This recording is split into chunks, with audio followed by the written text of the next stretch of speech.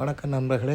நாங்கள் இன்றைக்கும் ஒரு அருமையான சமையல்ன்றதை விட ஒரு இலகுவான சமையல் என்னவென்றா உப்புமா. பாருங்கோ, நாங்கள் ரவையில் செய்யக்கூடிய ஒரு உப்புமா. ரவைன்றது ஒரு நல்ல டேஸ்டான ஒரு சாப்பாடு தான். ரவையை நல்லா ரவையை நாங்கள் எங்களுக்கு தேவையான ரவை எடுத்து ஒரு சட்டியில் போட்டு நல்லா மண் சட்டியிலையும் பயன்படுத்தலாம், அல்மை சட்டியிலையும் பயன்படுத்தலாம். எடுத்து போட்டு நல்லா வறுக்கணும்.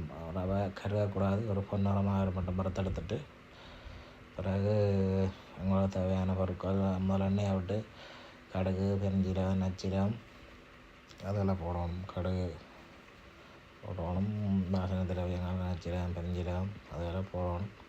இப்போ நாங்கள் இலகுவாக செய்கிறபடியாக நாங்கள் பெருசாக ஒன்றையும் பயன்படுத்தலை. வெங்காயம், பச்சை மிளகாய், மற்றது கருவேப்பிலை வகையில்தான் பயன்படுத்தி இருக்கிறோம். ஆனால் இதை விட கேரட், பீட்ரூட், கிழங்குகள், உருளைக்கிழங்கு, கத்தரிக்காய் இதுகளெல்லாம் போட்டு பொரிச்சா நல்லா இருக்கும். நாங்கள் ஒரு செத்தல் மிளகாய் 1-2, 5-6 பச்சை மிளகாய், 5-6 கருவேப்பிலை எல்லாத்தையும் பட்டினா பிறகு போட்டு நல்லா தாளிச்செடுக்கணும். பாருங்கள், பட்டினா பிறகு எல்லாத்தையும் போட்டு தாளிக்க போகிறோம். நீட்டாக நல்லா ஒரு தெரியும் தானே, சமைக்கிறார்கள் எல்லாரும் தெரியும்.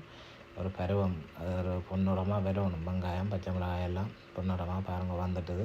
இதுக்கு வந்து என்ன செய்ய போகிறோம்னா பால் விட போகிறோம். பால் வந்து தேங்காய் பால். எங்களுக்கு நாங்கள் எடுத்த அளவுக்கு தேவையான அளவு ஒரு தேங்காய் பால் விடணும். கூட விட்டால் களியாக போயிடும். ஒரு புட்டு பருவத்தில் வரக்கூடிய அளவுக்கு பால் விடணும். முதல் பால் விட்டால் நல்லா டேஸ்ட்டாக இருக்கும். முதல் பாலையே பயன்படுத்துங்க. அதோட சேர்த்து மஞ்சள் வந்து கொஞ்சம் நிறமாக இருக்கும். மஞ்சள் வந்து தெரியும் தானே, ஒரு நோய் எதிர்ப்பு சக்தி உள்ள சாமான். போடுறதால நோய் எதிர்ப்பு சக்திகளும் பெறும். மஞ்சள் டேஸ்ட் இதெல்லாம் இருக்கிறது. மஞ்சள் பயன்படுத்துகிற வாசங்கள் இருக்கும். மஞ்சள் பயன்படுத்துகிறது போட்டு எல்லாம் நல்லா காய்ச்சணும். நல்லா காய்ச்சி நல்லா பால் கொதிக்கிற அளவில் ஒரு கொஞ்சம் தேவையான அளவு உப்பு, தெரியும் தேவையான அளவு உப்பு, நான் போட்ட அளவுக்கு ஒரு கரண்டி உப்பு போட்டுருக்கேன். தேவையான அளவு உப்பை போட்டு நல்லா கொதிக்க விடணும். கொதித்து பால் பொங்கி விடணும். நீங்கள் இந்த பசுப்பால் பயன்படுத்துகிறாங்க தெரியும். பசுப்பால் காய்ச்சல பொங்கி விடணும்.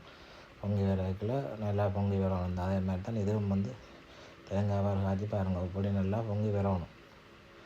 பொங்கி வந்தால் பிறகு தான் நாங்கள் என்ன செய்ய போகிறோம்னா, இனி நாங்கள் எடுத்து வச்சுக்கிறோமല്ലോ ரவை காய்ச்சி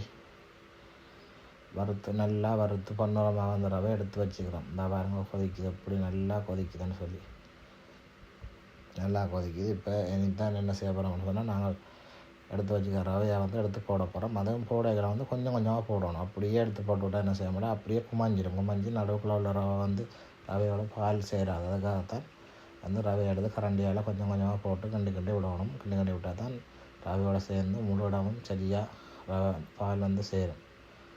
அதால் தான் பாருங்க, பால் வந்து சேர்ந்த அப்புறம் இந்த பாருங்க எப்படி வந்திருக்கு உப்புமாண்டு.